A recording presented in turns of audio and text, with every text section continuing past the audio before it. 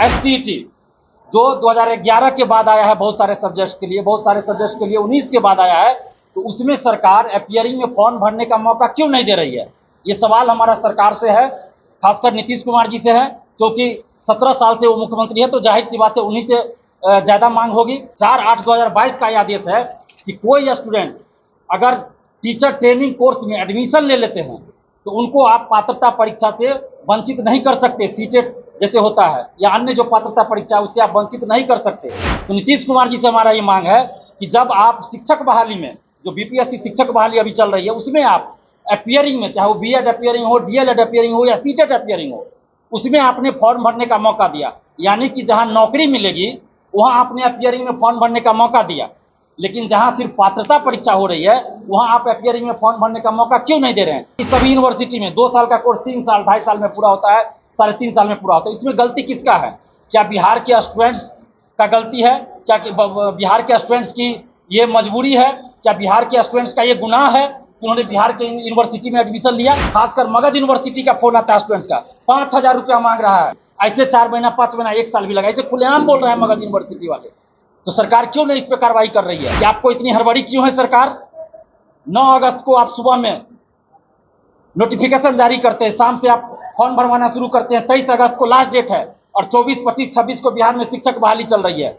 अब परीक्षार्थी बहुत सारे ऐसे हैं जो शिक्षक बहाली में भी शामिल है और एसटीईटी का फॉर्म भी भरेंगे। अब वो फॉर्म भरे एसटीईटी का कि एडमिट कार्ड निकाले शिक्षक बहाली का? आज का प्रेस कॉन्फ्रेंस बिहार में जो शिक्षक बहाली चल रही है उसी से संबंधित है, और खासकर एसटीईटी 2023 जो आया है और बीएड वाले अभ्यर्थियों को 1 to 5 में जो बाहर किया गया, इन सभी मुद्दों को लेकर है। सबसे पहले हम एसटीईटी से संबंधित जो मांगे हैं उनको रखेंगे।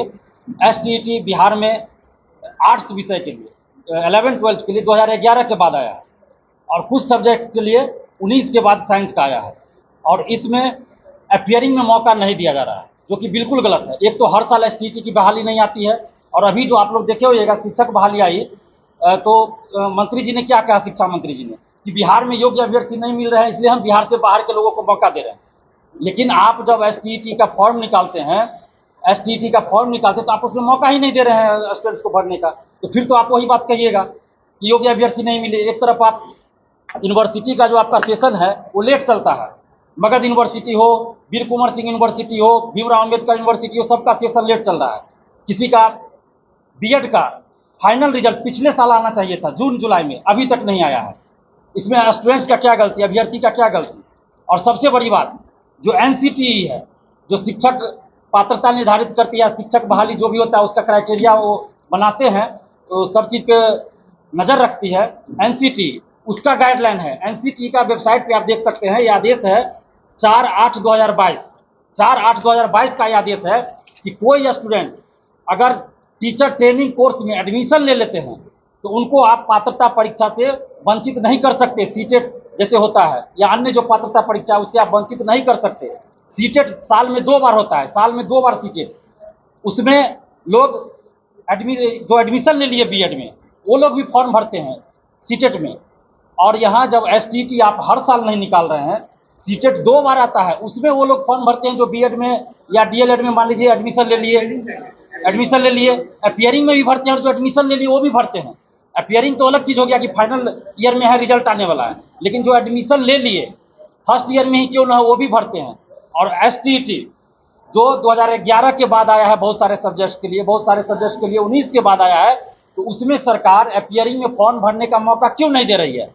ये सवाल हमारा सरकार से है, खासकर नीतीश कुमार जी से है, क्योंकि 17 साल से वो मुख्यमंत्री है, तो जाहिर सी बात है उन्हीं से ज़्यादा मांग होगी। बाकी जो भी पार्टी है वो तो आते जाते रहती है नीतीश कुमार के साथ।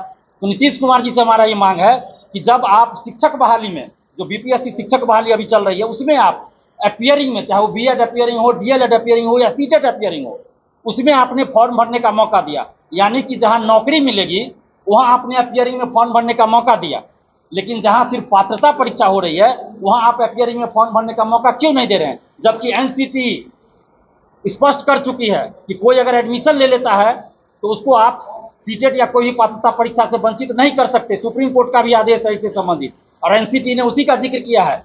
तो हम सरकार से मांग कर रहे हैं कि एसटीईटी 2023 का जो फॉर्म आया है उसमें अपीयरिंग में फॉर्म भरने का मौका दिया जाए, चाहे वो बीएड हो या फिर पीजी अपियरिंग हो। पीजी 2 साल का कोर्स होता है, लेकिन बिहार में बहुत सारे यूनिवर्सिटी क्या 100% कर दीजिए, पटना यूनिवर्सिटी छोड़ दीजिए, तो बाकी सभी यूनिवर्सिटी में 2 साल का कोर्स 3 साल 2.5 साल में पूरा होता है, 3.5 साल में पूरा होता है। इसमें गलती किसका है? क्या बिहार के स्टूडेंट्स का गलती है? क्या बिहार के स्टूडेंट्स की ये मजबूरी है? क्या बिहार के स्टूडेंट्स का ये गुनाह है कि उन्होंने बिहार के यूनिवर्सिटी में एडमिशन लिया? बीएड का देखिए, चाहे मगध यूनिवर्सिटी हो, कोई यूनिवर्सिटी हो, उसका सेशन लेट चलता है, एग्जाम हो गया तो रिजल्ट नहीं, रिजल्ट आ जाता है तो मार्कशीट नहीं मिलता है। अभी हमारे पास खासकर मगध यूनिवर्सिटी का फोन आता है स्टूडेंट्स का, 5,000 रुपया मांग रहा है स्टाफ, 5,000 रुपया दो, तुरंत डिग्री सर्टिफिकेट दे देंगे, फलना सर्टिफिकेट निकाल के दे देंगे। ऐसे 4 महीना 5 महीना 1 साल भी लगा, ऐसे खुलेआम बोल रहे हैं मगध यूनिवर्सिटी वाले। तो सरकार क्यों नहीं इस पर कार्रवाई कर रही है कि 5,000 किस चीज के लिए मांगा जा रहा है?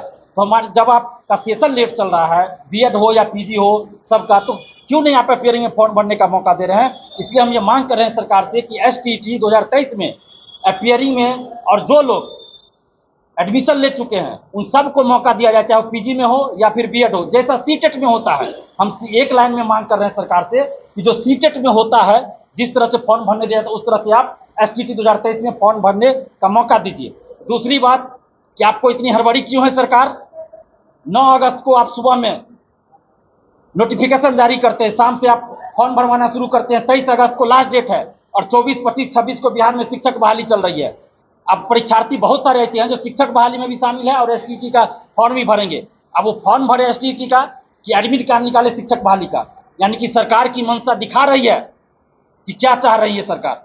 आप 26 तारीख के रात में नोटिफिकेशन जारी कर सकते थे, 27 तारीख को नोटिफिकेशन जारी कर सकते थे, और आज तक कोई भी फॉर्म निकला हो बिहार में, हमें बता दीजिए कि इतना कम समय दिया गया हो फॉर्म भरने के लिए, मात्र 15 दिन समय। उसमें भी अभी 4 दिन से फोन आ रहा है हमारे पास कि पेमेंट 2 बार हो गया, फंस गया, आगे प्रोसेस नहीं हो रहा है बहुत सारे स्टूडेंट्स का। एडिट का ऑप्शन क्यों देना चाहिए एसटीटी में, ताकि एडिट करें। पहले क्या कहा गया था, आप लिविंग सर्टिफिकेट लगाइए स्कैन करके, living LEAVING, living sir LEAVING, सब लोगों ने समझ लिया कॉलेज लिविंग सर्टिफिकेट, वही मतलब होता है लिविंग का क्या मतलब। बाद में क्या किया बीएससीबी ने, LIVING, आवासीय का रेसिडेंशियल नहीं करके लिविंग सर्टिफिकेट। तो आपका तो स्पेलिंग गलती है, इसका आप खामियाजा स्टूडेंट्स को क्यों भुगतना पड़ा? जो लोग लिविंग सर्टिफिकेट यानी कि कॉलेज लिविंग सर्टिफिकेट दे दिए, तो उनको तो आप दीजिएगा ना सुधार का मौका, कि एडिट का मौका, ताकि वो सुधार सके। और एक बार आप बोलते हैं स्व अभिप्रमाणित सेल्फ अटेस्टेड आपको डॉक्यूमेंट्स देना है, फिर बोलते हैं कि ओरिजिनल डॉक्यूमेंट्स आपको स्कैन करके देना है। तो ओरिजिनल डॉक्यूमेंट्स पे कोई सेल्फ अटेस्टेड कैसे करेगा भाई? ओरिजिनल डॉक्यूमेंट्स पे सेल्फ अटेस्टेड होता है कि जेरॉक्स पे होता है, फोटो स्टेट पे होता है? तो ये स्पष्ट करे, एडिट का मौका दिया जाए। और फॉर्म भराने की जो एसटीटी 2023 है उसमें फॉर्म भरने की तिथि 20 दिन आगे बढ़ाई जाए, क्योंकि सरकार 1,70,000 सीटों पर वैकेंसी जरूर निकाली है, लेकिन सरकार को भी इस चीज का एहसास हो गया होगा। हम लोग तो पहले से कहते आ रहे हैं कि भले आप इतना लाख वैकेंसी निकाल दिए, लेकिन इसका क्रेडिट नीतीश कुमार जी को नहीं गया।